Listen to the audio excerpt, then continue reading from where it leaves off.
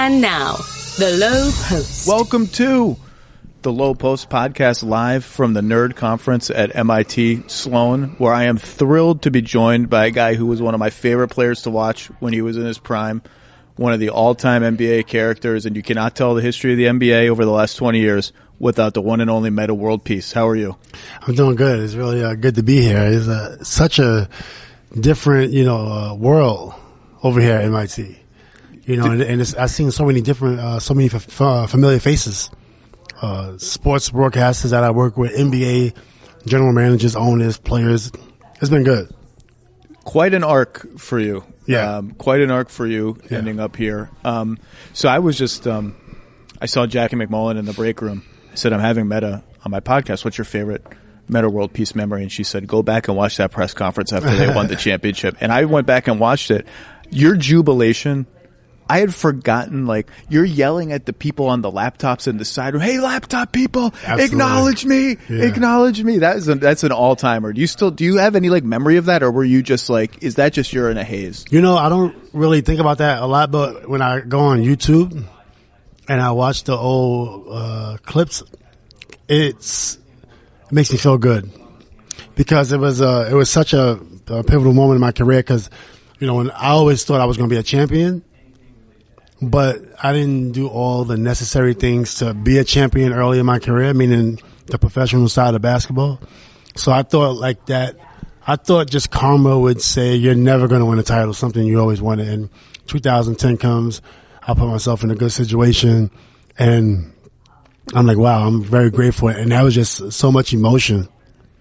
That game 7, you had 20 points. Yeah. You hit a 3. I just rewatched it with a minute left to put the Lakers up 6. Almost that kind of ices the game. Is that the biggest shot of your life? That was the biggest shot of my life. I had one other bigger shot when I was 16 years old, but it was a sudden death type of game, and then we was tied up going into overtime, and first one of 5 wins. AAU, or what is this? I was 16 playing in adult league. Adult league, okay. And I have 47, and then and then they scored 3 and we had 2, and I just came down and shot the 3. And I was really young, and the crowd went crazy. About maybe 300, 400 people in the gym. And that shot reminded me, that Lakers shot reminded me, but it was definitely one of my biggest shots. It was the biggest shot, actually. What's the best team? Was that Lakers team the best team you ever played on? I know it won the championship, so it got the farthest, but what's the team where you're that was a group? Maybe it is that Lakers group that's the best team. One will argue the Pacer team was pretty good. That Pacer team I was on was pretty good. Better than pretty good. And then the Houston Rocket team, Yao and T-Mac and Kimbe and Shane, that was a hell of a team. So it's hard to say, but Kobe would argue that it's no way those teams were better. Your other big shot from that playoff run with the Lakers was bailing out Kobe in Game 5 against Phoenix in the conference finals, where Kobe airballs a potential game-winning shot. You catch it, and I rewatched it just now. It's a harder play than I remember because you kind of catch it on one side of the backboard, or one side of the rim, and in the air float to the other side and all in one motion launch shot. How the hell did you make that shot? That's a really hard shot. It was no form. I look at that shot, and it went in, and we won. It was a big game.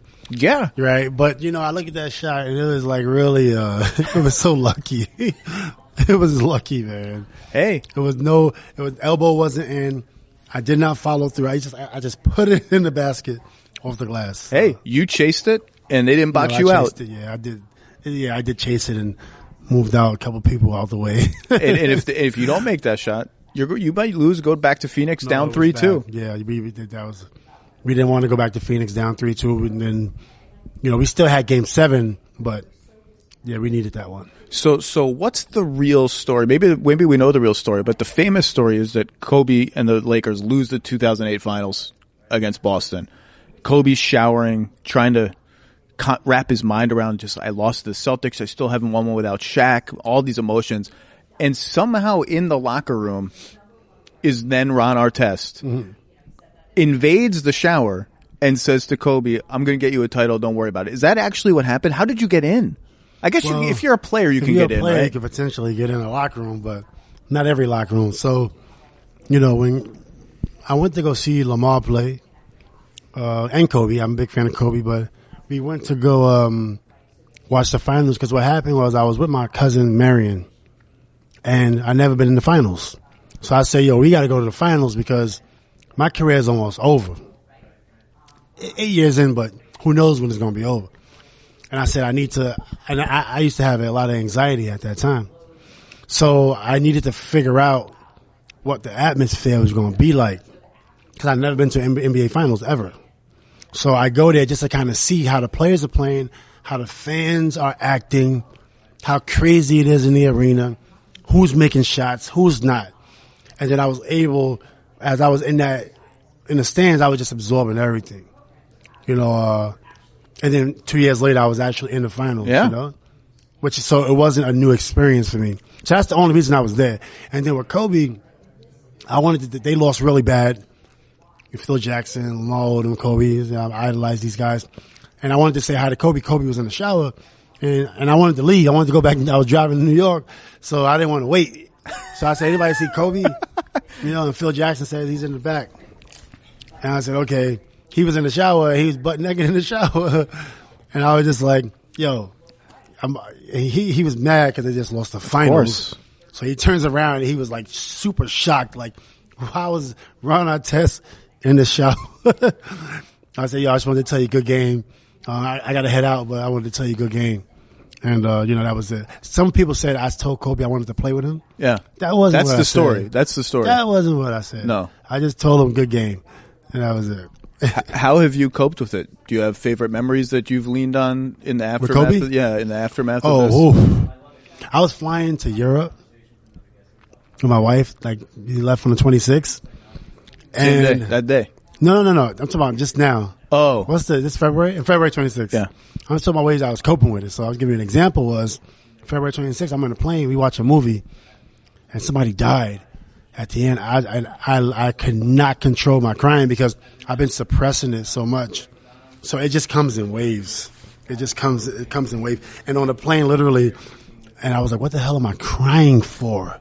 And I said, and then, it was I was like, then I thought about COVID. This is the only reason I'm crying. It's uncontrollable. So I was glad, it's something you don't cope with.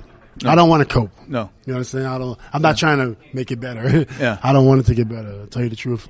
So, but time heals wounds, so, The thing you said during that press conference that hit me right in the gut, which I'd forgot about, was you mentioned the Pacers team. You were talking about Steven Jackson and Jermaine O'Neal and some of the guys on that team. And after winning, and you said, I think about those guys. Yes. And the fight we had together. Yes. And you said, a part of me feels like a coward because I went to the Lakers. What did you just mean? Because I was the last guy to join a great team like that. The word coward, that really hit me. Well, yeah, when you're playing a team sport and you get one person that has a big ego, and then you bail. Ego's one thing, but then saying I don't want to play with you guys, that's a coward. Because you're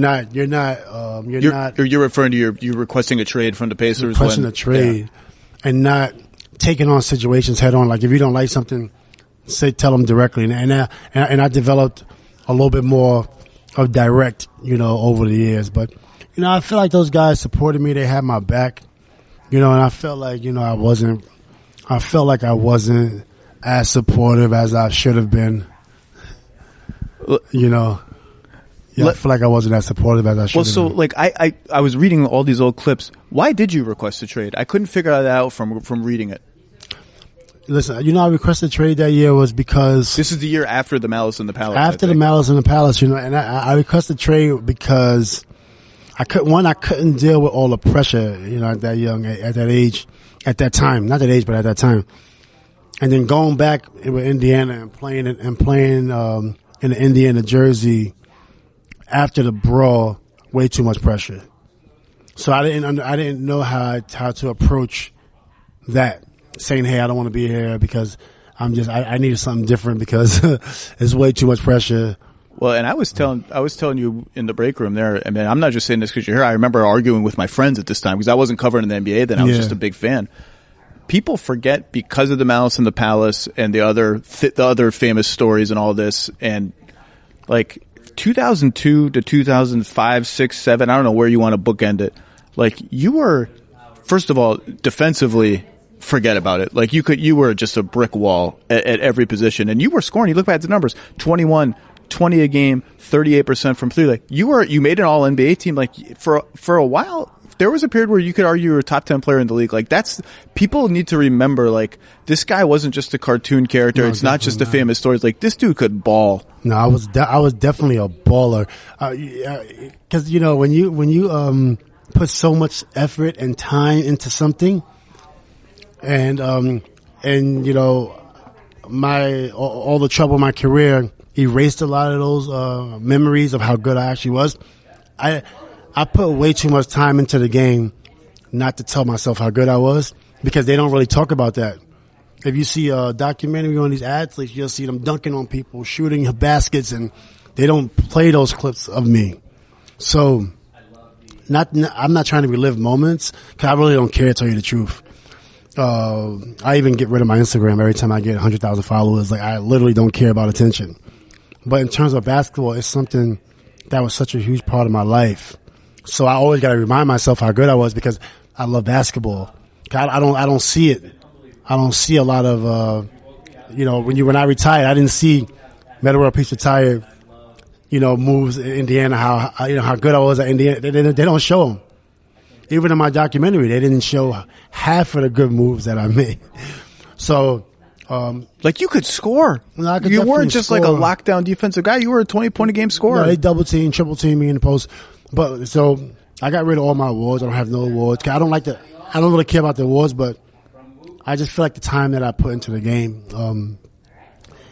I like to relive the memories of, because it's really hard to be good at something, let alone a sport, right? So I just like to relive it. Defensive Player of the Year award is gone? That's the only one that's not gone yet, but everything else is gone. My championship ring is gone. I raffled that off. Mm-hmm. I just recently gave away I gave away my all defensive first team and my all NBA third team award to 2 kids. I got 3 more I'm going to give away, and I don't like to look back. I like to look forward. And now looking at awards, it sends me back too much. I was going to say, how are you? Because do you feel like the moment it's not funny. I think it's a real thing. We have a lot of players now coming out and talking openly about their mental health, and Kevin Love and DeMar DeRozan and several others. And I think it does go back to the moment where you thanked your psychologist after the championship. So, like, how are you doing? What do you want people to know about your current state of? Well, I don't really want people to know anything, but I mean, you seem great. But you got a business we're going to talk about? No, yeah, because definitely, I don't really. Well, now that we're on the podcast, we're talking, but I don't really seek as much attention as I used to. When I was younger, I was always trying to do something to get in the public eye. Something silly, color my hair, rap, anything to get more attention. By the way, did you really record a rap song with your 78-year-old neighbor in Indianapolis? Yeah. She loves you. She loved it. I was reading all the clips. Like, she loved living next door to you. No, she was amazing. So she was a singer, she was older, but back in her day, she had albums. So she was my neighbor, and we had a piece of property in Indiana. It was connected to her property. We put fences up, but we didn't put a fence up towards her house. She could always get to us if she needed us. That's great. And she would make the best pistachio cake. Man, she can cook. And we did a song together, and I wish we could have put it out. It was a fun song. She had a great voice, and I haven't had contact with her in like 10 years. Well, get in contact with her if she's still alive, because she loves it. Anyway, you were talking about how we used to do these things to seek attention. Yeah. Yeah, you're young, you're in the limelight. It's like, okay, what, the game is over. The fans are not screaming. So it's like, what can I do today to get more attention, right? That's just a lot of young athletes. Not a big percentage, a small percentage of athletes want a lot of attention. Talk to me about X versus X, this new company you have, or this new business you're starting, because the concept sounds very cool and not like anything I've ever heard before. How did you figure it out, and what is it? Well, there's a concept that I had, and I need a team to help put it together. So basically, I figured out that a lot of athletes don't really have the opportunity to play sports, and get exposure. Now you got the NCAA. That's a really good platform. And the NBA is obviously the ultimate platform. You have high school, which is a good platform. But there's a lot of kids out there that don't have the connections to get on the high school team, the connections to get an agent, the connections to get in college, right? On this platform, I kind of democratize it, decentralize it a little bit, and it puts everybody on the even playing field. So if you're good, you'll be able to get exposure. Yeah. So what do I do if I'm good? If I'm one of those kids, I'm good, and I don't sign have. Up. So what? Yeah. What is it? How does so it you work? sign up to the app, X vs X Sports, XVS X Sports, coming out end of March. So it's not available right now. We're almost in beta. there. We're almost there. So you sign up, build your profile, and you find games. It's very similar to when Twitter first came out. Remember when Twitter first came out? It was like, what do? I find people? What? What? I remember I signed up to Twitter. I'm like, okay, what do I do now? So it was in beta, right? Twitter was in beta and it had to get users. The users are going to make the app. So when you sign up, you'll try to find games and you can play open runs. If you can't really get a scrimmage game or play in a high school game or play in a college game and you want to get exposure, you're a good player. Nobody knows you play in the open runs. You win a game, the game host will press in game and everybody gets a win on their profile. Okay. And then as you get more, wins, people will start to recognize you. Then you can play in our showcase games directly on the app. Right. In the showcase games, we keep stats. Right. And it'll be stat keepers at the game, score keepers, and those stats are uploaded directly on the app. We also have tryouts. So we had one team from Puerto Rico who held a tryout on our platform. So we had a bunch of X players actually qualify for a tryout, and then somebody's getting $5,000 a week. Wow. So that was our first partnership with a pro team. Now, with FIBA, we want to be able to work with FIBA, all FIBA teams in Europe, so people will have opportunities to get seen not only in America but also overseas. Everybody don't need the $1 million contracts. You probably grew up with guys that would have used this. Absolutely. Absolutely. And then retired players can use it too, because retired players are also trying to stay in the limelight and get exposure. So it essentially plays as an agent, but we're not trying to lock down. We want the agents to actually use the platform. Yeah, we want them to find players, search out for players, because the players are trying to get, opportunities. And then also, if you want to just be on the platform as a recreational player, you're not trying to get exposure, that option's available. Just looking for a game. Just looking for a game. Looking a place to house your stats. Looking for a place to get some recognition and get that NBA experience. The app can do that also. It's kind of a cool idea. Yeah, it's great. Let's bounce around the highlights of your career. A couple more.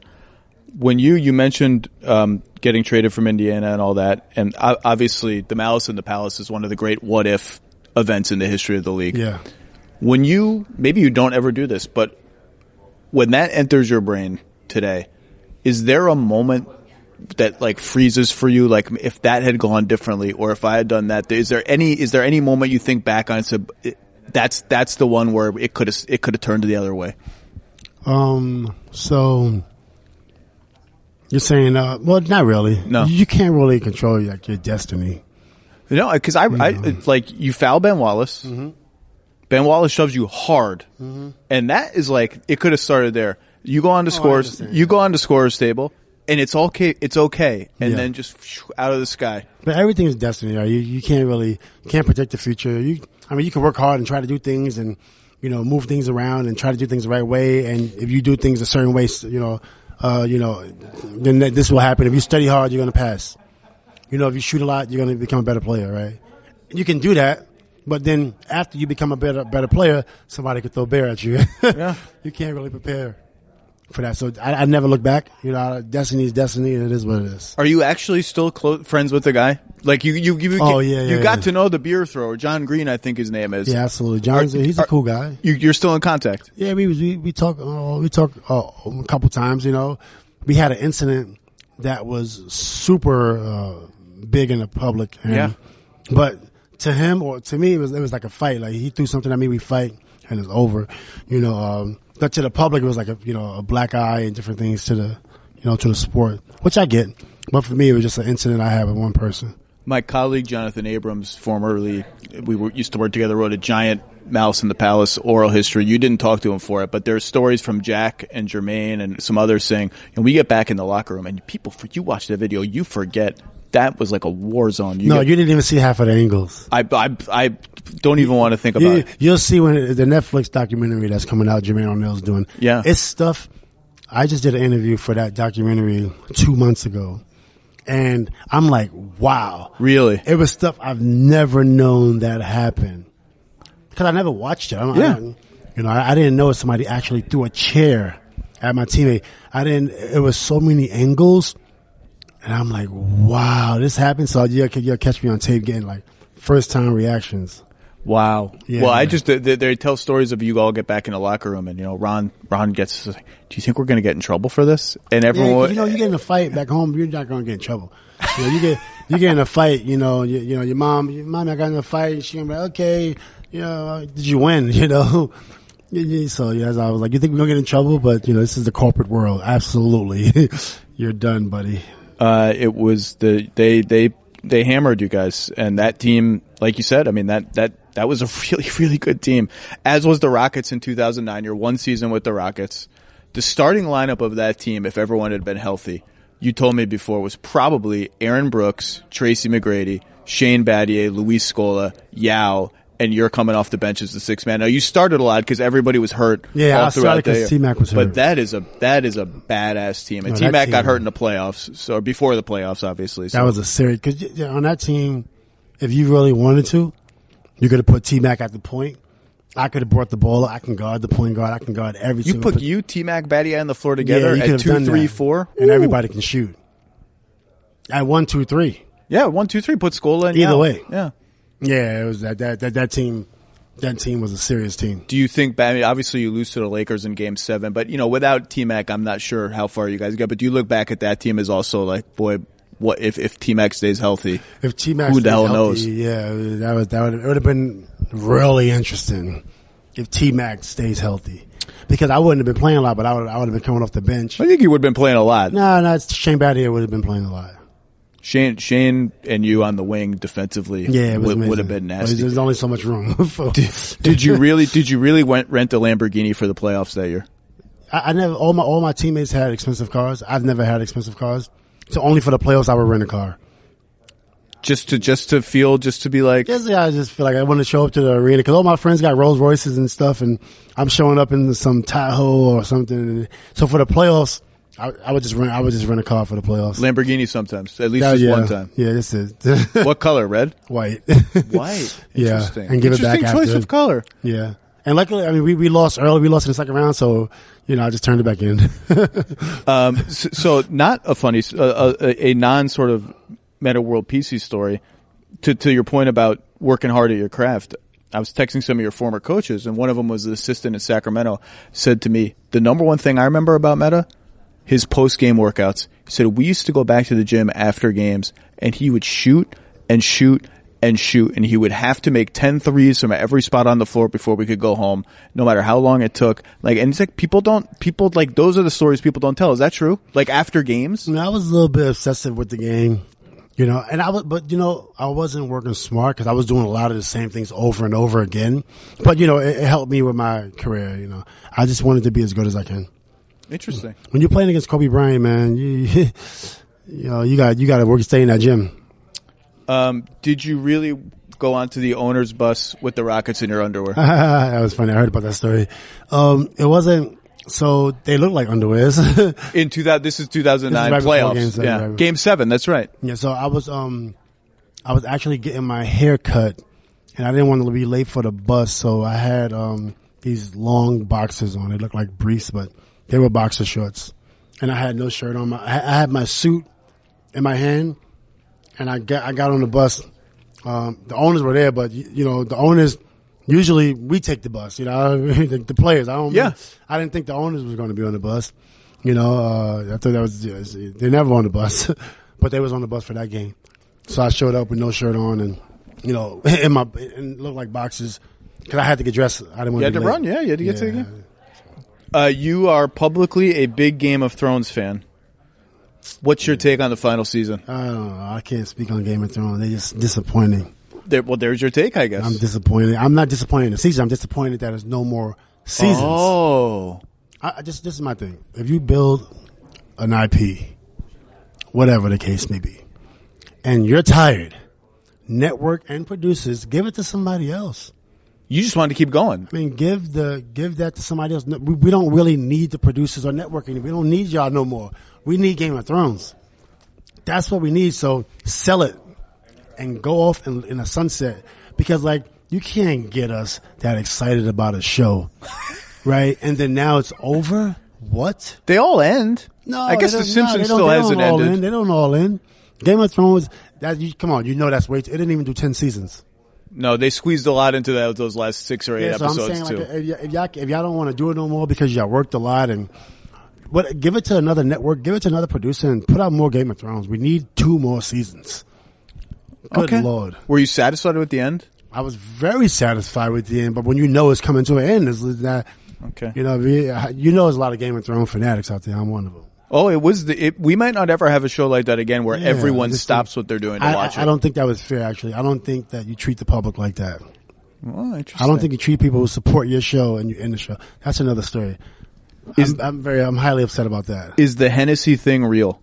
Nah, that wasn't real. That was all fake. At halftime, that was the stuff at halftime was fake. People make up stories, man. You said it. Yeah, but I was writing a book, fiction, and people made it up. The Tim Floyd era Bulls could be a book. Huh? The post-Jordan Bulls with Tim Floyd as the coach and all the young players. That could be the whole book by itself. They should make it a book. That's your first team. That was my first team. And I forgot you got traded for Jalen Rose, my colleague at ESPN. Oh, wow. Jalen's a great guy. Bulls-Pacers trade. That's how you ended up in Pacers. Jalen gave me a lot of confidence. He told me one day I wasn't shooting the ball, and Tim Floyd said, "Don't shoot, just play defense." And I'm like, no, right? But then I did it. I didn't shoot. And Jalen Rose is like, he's playing with the Pacers. He said, "Yo, you wide open. Why are you not shooting?" I said, "My coach said I can't shoot." He said, "Shoot the ball, man." All right, Jalen. And then I started shooting the ball after that. Yeah, he told me, he said, "Shoot the ball, man." Well, you lasted a lot longer in the NBA than Tim Floyd did. I mean, no offense to Tim Floyd. It's just true. Floyd, it's just a true statement. Well, he's a great defensive coach. Tim Floyd he was one of the reasons why I was a great NBA defender. Definitely. Really? Yeah, absolutely. So even at that age, you're still learning fundamentals, tendencies. What is he teaching you? Tim Floyd had these different strategies on how to teach individual defense. I guess any coach could have told me, but I was locked in. I was paying attention, and I had Tim Floyd at a young age, and he had some techniques that stayed with me for a long time.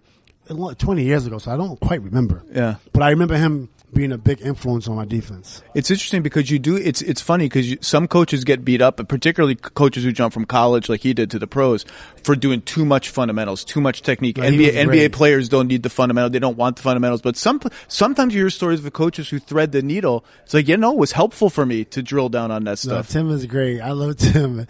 But, Tim was put in a bad spot. Because I don't think he had control.